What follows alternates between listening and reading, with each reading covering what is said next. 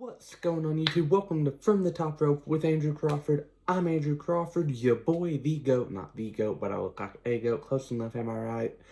I think I'm right. And today on the channel, or tonight because it's 11:56 p.m. when I'm recording this, His Case for GOAT, Episode 4, rounding out my Mount Rushmore, The Undertaker. And when I say this is my Mount Rushmore, it's not personal favorites. These are the 4 wrestlers I think belong on the GOAT wheel, GOAT conversation more than anyone else. And in pro wrestling, that's a hard list to make. But whenever I think about The Undertaker, you almost got to put his name down there. And I have a few key notes for this video because with The Undertaker, there's so much you have to talk about that you're guaranteed to leave something out, but I think I finally got everything down pat, so let's talk about The Undertaker for a few minutes. What I'm bringing up is his size and speed and athleticism, specifically athleticism for his size. Dude is 6'10", 300 pounds, but he moves like a gazelle, so graceful, and it's impressive, and it's frightening because no man that size should be able to do that. You know, his vertical was impressive. His size, like, his strength was ridiculous. Mark Henry's 400 pounds. And I know only lifting 100 pounds above your body weight, like, it's nothing to write home about, but he got him up for a tombstone and a last ride. And a last ride, it's just picking them up for a powerbomb and slamming them. That's 400 pounds just on your shoulders. It's literally the weight of the world, it feels like, on your shoulders. And Undertaker gets him up for a powerbomb kind of casually in their WrestleMania 22 match. But his size and athleticism for him to be 6'10" is freakishly impressive. Toppled on with the strength, he's got the physical attributes that all pro wrestlers like. If every pro wrestler had it, you'd almost never know who was going to main event because everyone could. Next, let's talk about rivalries. Triple H, Shawn Michaels, Edge, Batista, CM Punk, Randy Orton, Kane. That's 7 rivalries that you could argue are iconic. And that's just off the top of my head. He had a small thing with The Rock. He had a small thing with Stone Cold. That's 9. And they're all so fun to watch. And it's so much fun to watch what Undertaker did in all these rivalries. Brock Lesnar, maybe one of my favorite Undertaker rivalries. Especially that iconic Hell in a Cell match at No Mercy 2002 for the WWE title, when Undertaker was really selling the broken hand thing, and it was so much fun to watch. And just, Undertaker's got banger rivalries. We're gonna go mind for the business now, because that's something that gets overlooked in all-time greats in the ring. But Undertaker's got a brain for the business that works different. You know, I've heard him talk about the 2002 Rumble and that the idea for Maven to eliminate him and then Undertaker ruin his life was Taker's idea. Like, Maven may never make the WWE Hall of Fame, but he will always be remembered as eliminated the Undertaker from the Rumble. That's mental. And that is beautiful, and just, his mind for the business works in ways of, okay, how can we make this guy a star, not just make him a star? And that's something that should get looked at more. Next, gimmick and entrance. The Dead Man gimmick was so cool, bro. Like, that slow, methodical, just behemoth, slowly making his way down to the ring, controlling the lights, because when he brought his hands up, the lights come up. And then just the Dead Man gimmick of actions are louder than words, and he gets his he gets his point across with his physicality and in-ring style, and just Undertaker never really had to talk in his gimmick, and he never really needed a title in his gimmick. He got them. Don't worry, he got his titles, but he never needed them to be the draw that he was. Also, Biker Taker, underrated gimmick, gets way too much hate, and entrance is phenomenal, especially with the Limp Bizkit theme song as opposed to anyone else. The Streak. The Streak. WrestleMania 7, 1991, Undertaker's first Mania match, Jimmy Snuka. For 21 years, does not lose a match at WrestleMania. Does not lose to anyone. And they put him up against Jake Roberts, Giant Gonzalez, King Kong Bundy, Big Show, A-Train, Randy Orton, Ric Flair, Batista, Mark Henry, Edge, Shawn Michaels twice, Triple H 3 times, Kane, Big Boss Man, CM Punk. One fateful night in April of 2014, the worst night in WWE history, happened because Brock Lesnar ended the streak. It should have been someone else, or maybe the streak just shouldn't have ended at all. Go with either one. I personally go with that first one. Someone should have ended it, but it should not have been Brock Lesnar. Next, let's get the accolades. 7-time World Heavyweight Champion. Former Hardcore Champion. Multiple-time Tag Team Champion. Royal Rumble winner. Never won a mid-card title because he was never in the mid-card.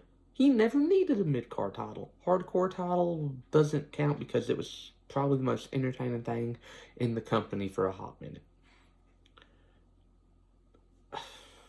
But just everything about the dead man has been, it's so cool because Taker was larger than life, bro. Like, this just, like, nowadays, the spooky stuff, you have to do it perfect to work. Look at the Wyatt Six. Look what they're doing. That's beautiful. But back then, when wrestling was, like, being looked at much less of the, oh, well, I think this was a bad booking decision standpoint, which kills me. Everyone was like, oh, and like frightened because it was this, again, 6'10", 299 to 305 pound behemoth from Houston that was just, he was about taking souls and digging holes, if you will. And it was awesome, you know. One thing I should have put with the streak was also his in-ring resume, because whenever I think of the streak, some of Taker's best matches in the streak were in that 2005 to 2013 range. That's 8 Manias of bangers. Start with Randy Orton, Mark Henry, Batista, Edge, Shawn Michaels twice, Triple H twice, and CM Punk. Okay, 9. I can't count, apparently. Everything that was happening in these matches were phenomenal to watch. It was just something of pure beauty that you would... There were manias where Undertaker's match for the streak were either a world title match or felt more important than a world title match. WrestleMania 29 comes to mind because, yeah, you had Cena Rock too, but another world title match, Jack Swagger and Alberto Del Rio. Now, what would you rather watch? Jack Swagger and Alberto Del Rio, Undertaker and CM Punk? End of an era. Sheamus and Daniel Bryan, CM Punk and Chris Jericho, Undertaker versus Triple H with Shawn Michaels as a special guest referee inside Hell in a Cell. I know which one I'd rather watch because it's my favorite Hell in a Cell match of all time, and in my opinion the best. Attitude Era marks, feast your eyes. WrestleMania 27, John Cena, big name.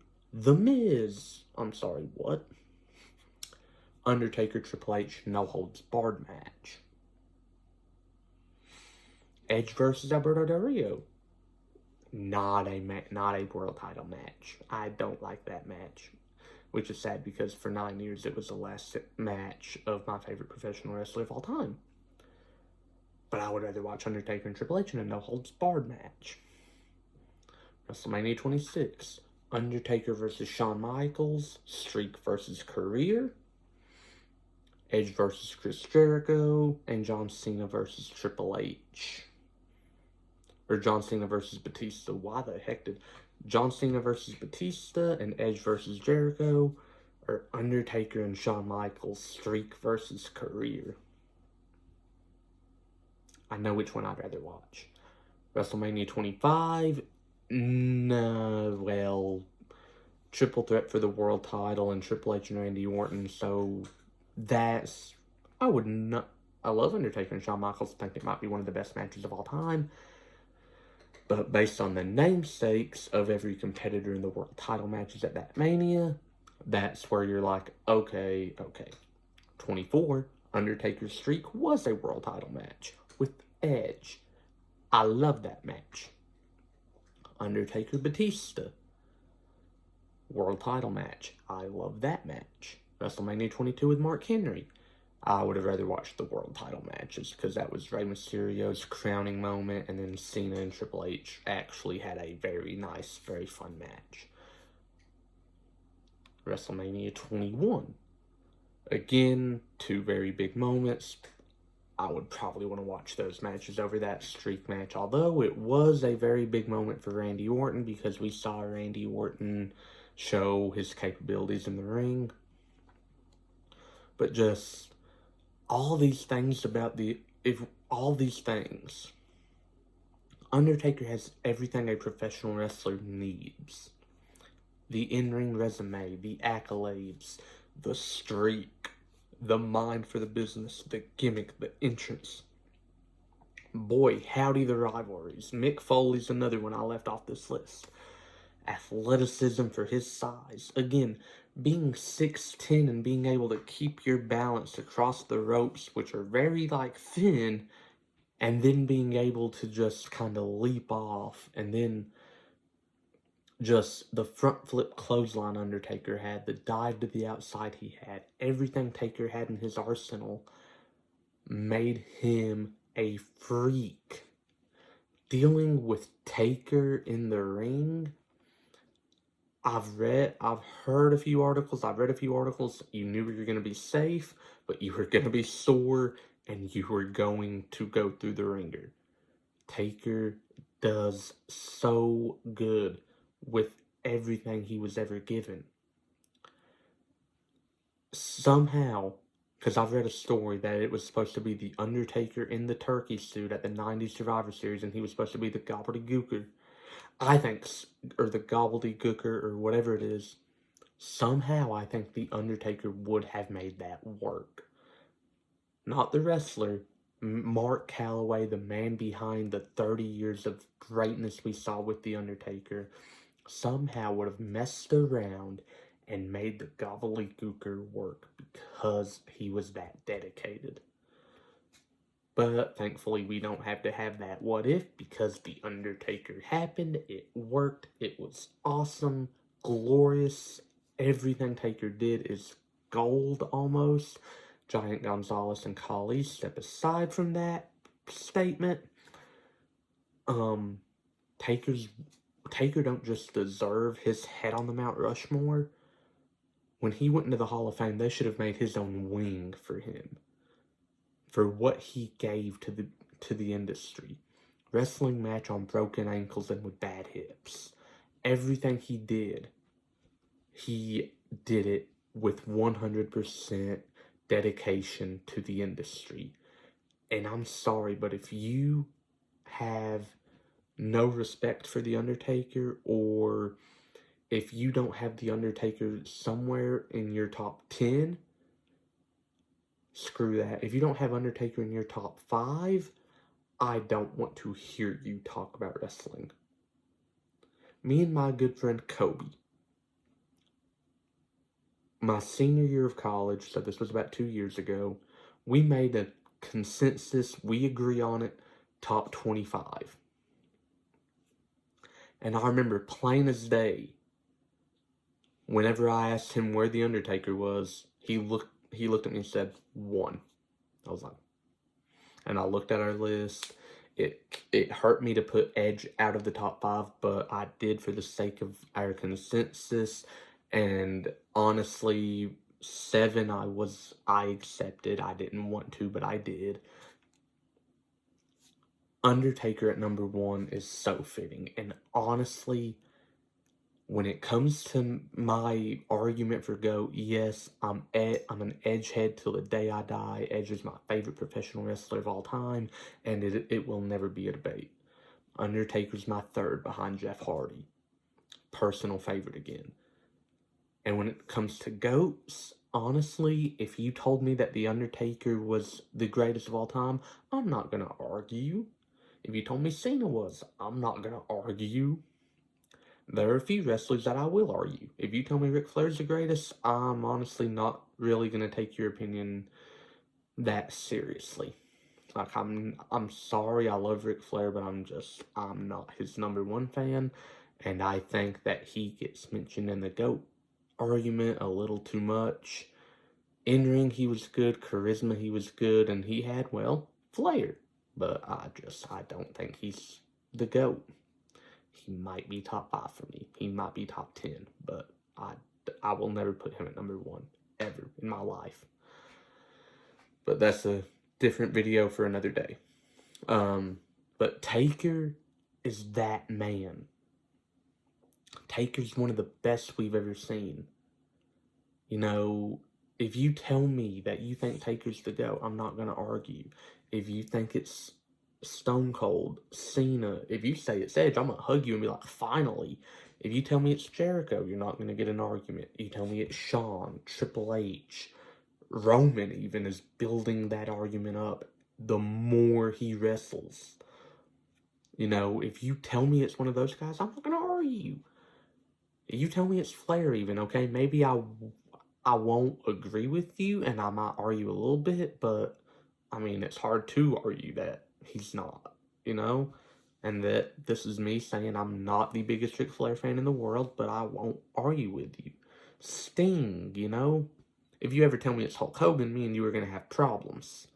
But no, like, Undertaker is a name that, like I said with Cena, like Mike, like Braun, like Kobe in the NBA, like Kareem, if you're talking about him when it comes to basketball, actually take Kobe off that. Mike, Braun, and Kareem, if you are arguing the GOAT, those are 3 names you have to have out there.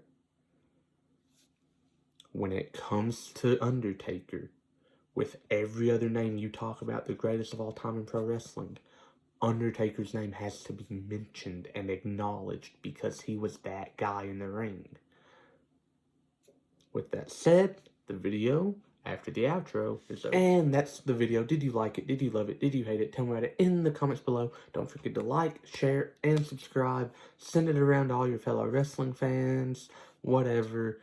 Also, stay tuned for my next His Case for GOAT when I talk about the Heartbreak Kid, Shawn Michaels. But also, to wrap up the video, you knew it was coming because it was ahead on my Mount Rushmore Pro Wrestling. Yes, The Undertaker deserves to be mentioned in the GOAT debate. To the same extent as everyone else I've mentioned. You could honestly say that Edge is one of the most underrated wrestlers of all time because of how little he gets mentioned until you talk to me. Rock, or Stone Cold, Cena, Taker. Those are the 4 heads on my Mount Rushmore professional wrestling. Not just personal, but greatest of all time status. Those 4 deserve it. And I will not ever hear the opinion out of someone that does not have one of those 4 heads on their Mount Rushmore. And that is because this list, for me, is concrete until someone comes in and moves Taker, Stone Cold, or Cena, or even Edge off that list for me. No one's done that yet. I don't know that they will. But this is my Mount Rushmore. These are the 4 greatest of all time in my opinion. Thank you for watching.